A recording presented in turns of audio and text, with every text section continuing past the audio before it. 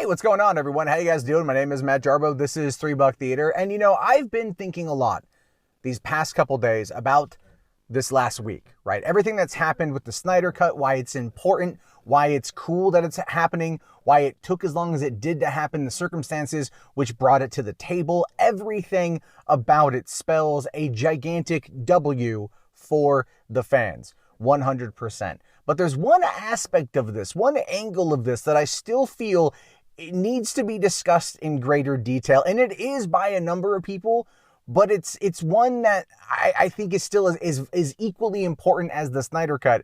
And that is the David Ayer cut of Suicide Squad, and why that's important right now as well for what I believe the future of the DCEU should be. Now look, that's just one man's opinion. You can agree or not agree, entirely cool, I'm fine with either, but let me explain to you why I feel the way that I feel. So we know that the DCEU started officially with the announcement of Batman v Superman at Comic-Con 2013 when they said Ben Affleck was Batman. Just right, that was right after the release of Man of Steel, and we knew it was coming a couple years down the road, and then we caught wind that they wanted to do the Suicide Squad movie, and they got Fury and End of Watch director David Ayer to come on in and make it a reality. Now, this is where there were problems with the corporate structure of Warner Brothers under the Time Warner banner, as well as Kevin Tushihara and everything else in the post-production world.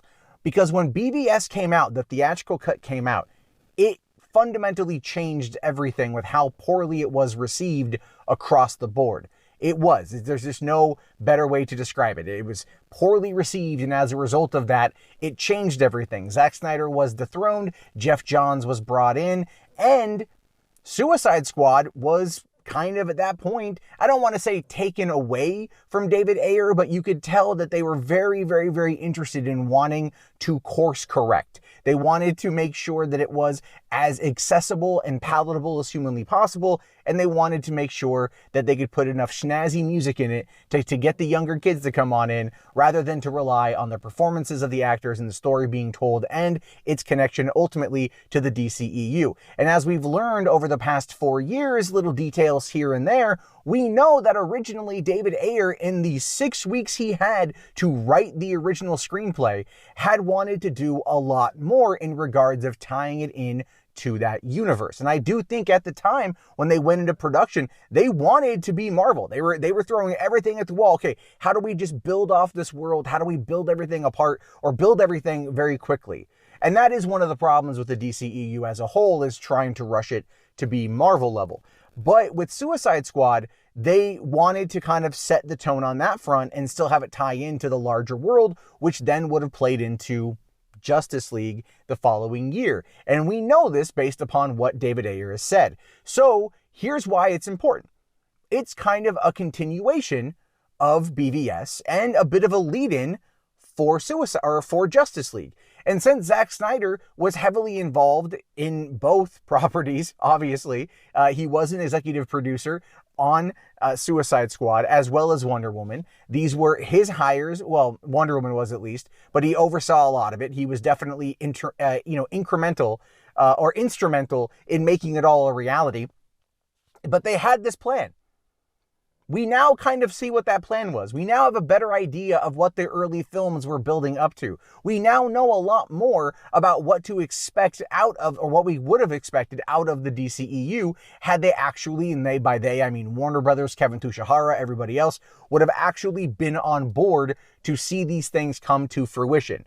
But unfortunately, the theatrical cut of Suicide Squad, and while I will fully admit, I enjoy it, I still to this day like the theatrical version of Suicide Squad, but I understand what was removed, what was changed, and now that I know what I know all these years later, I'm like, yeah, I like that version, but I really want to see what Ayer's artistic version of this would have been. I really want to see what he would have done in order to make this a greater, a greater connected universe. What would have actually been able to be done that wasn't changed in post-production, or whatever they had decided to do when the studio went and interfered with the film, and by taking it to a competing, they had the two competing cuts of the movie. You had the Ayer version, and then you had the trailer company version who came on in to make that what we saw in theaters. And I think there was like some compromise here and there, but ultimately Ayer kind of capitulated to what they wanted to get the film out.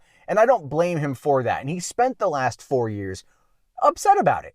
Really upset about it. You can tell when it comes up on Twitter. He has said that if he could voice his opinion, he would never work another day in Hollywood. And he's not the only one who's ever worked in the industry who said that, but you can tell there's a sense of frustration. There is a lack of completion. And I think right now, even though he's saying that it's not up to him, that it's up to HBO or it's up to Warner Brothers and AT&T if they want to put the Ayer cut out there, but he's supportive of it. And AT&T themselves have been relatively supportive of it, which is fascinating to me. That they have come out and they have put out some tweets, a little bit of meme magic, if you will, as a way of showcasing that they are listening to fans. Not that they just listen to fans over the Snyder Cut, but that they are still continuing to listen to fans. And this, my friends, is important. This is important. This is as important as anything else right now, in my opinion, because we're going to get a lot more exposition with Zack Snyder's Justice League, a lot more with these characters, a lot more with Darkseid and Steppenwolf and the mother boxes, and leading in to everything else that Snyder wanted to ultimately do. And then we might be able to get a bit more of that connectivity, a bit more of that information, a bit more of that cohesion with the Ayer cut of Suicide Squad, which would be super cool to see. And I think a lot of fans out there would come around to it. And HBO Max is clearly the place to put that out. So yes, the Ayer cut is absolutely as essential to the DCEU's success on HBO Max, and I believe the future of the DCEU as a whole, as much as Snyder Cut is. And now we've got the one, and people are still campaigning for the other, which is getting some pushback in some areas, which I find to be pretty funny. But it's still as important. It's storytellers being able to tell the stories that they want to tell and being able to push back against corporate restructuring of products as a way to push the 4-quadrant release, trying to make sure that it hits in every single market and then it doesn't alienate people, and it's very, very commercial and very palatable to the masses. And I understand movies are supposed to be like that in general. Like, I get that.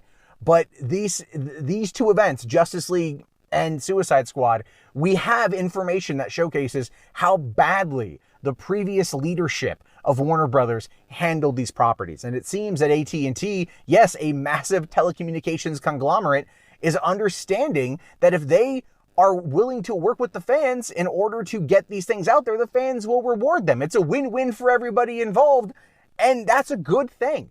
So then the question becomes, will we be able to see the Ayer cut over there on HBO Max? And the truth of the matter is, I believe, honestly, yes.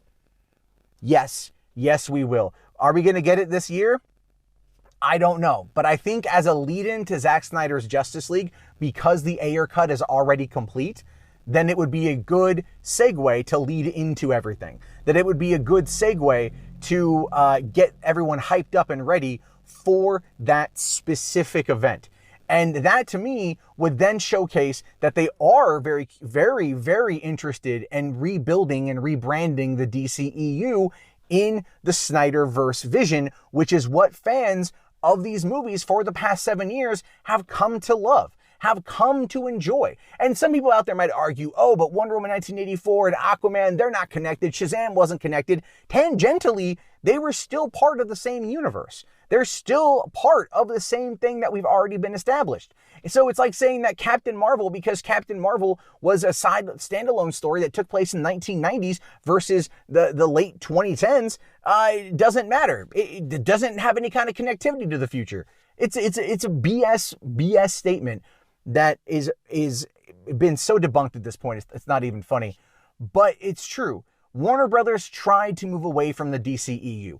They did. They tried the worlds of DC. Nobody liked it. Fans have been calling it the DCEU now for 7 damn years. Jim Lee finally said it at C2E2 back in March, coming off of the presentation that Zack Snyder gave about Justice League going to HBO Max, which means that the DCEU is still in play. It hasn't gone anywhere. So yes, because of that reality, it is absolutely important that the Ayer cut comes out. It is as essential to the DCEU success, in my opinion, as Justice League, Zack Snyder's version, will be. And with any luck, these will be such big events on HBO Max that they won't be able to be swept under the rug and ignored going forward. I'm not saying everything has to be like 100% connected, but still contained within the universe that we know, the universe that we love, with these characters that we know and that we love, is a doable thing. It doesn't have to 100% be as homogenized as Marvel, but there's nothing wrong with everybody kind of playing in the same sandbox. The audiences will probably really respond to that if they know that there is an actual semblance of caring about this versus what feels kind of like willy-nilly approach, which is what we've seen coming out of Warner Brothers previously before AT&T, Warner Media, and HBO Max. And I just wanted to get this out there. It is hot as balls in my car, so I'm going to end this video, but I want to hear your thoughts, your opinions. Let me know down in the comments below. I look forward to them. Have yourself a great day, guys. Thank you for watching. Please subscribe and like and all that jazz, and peace out.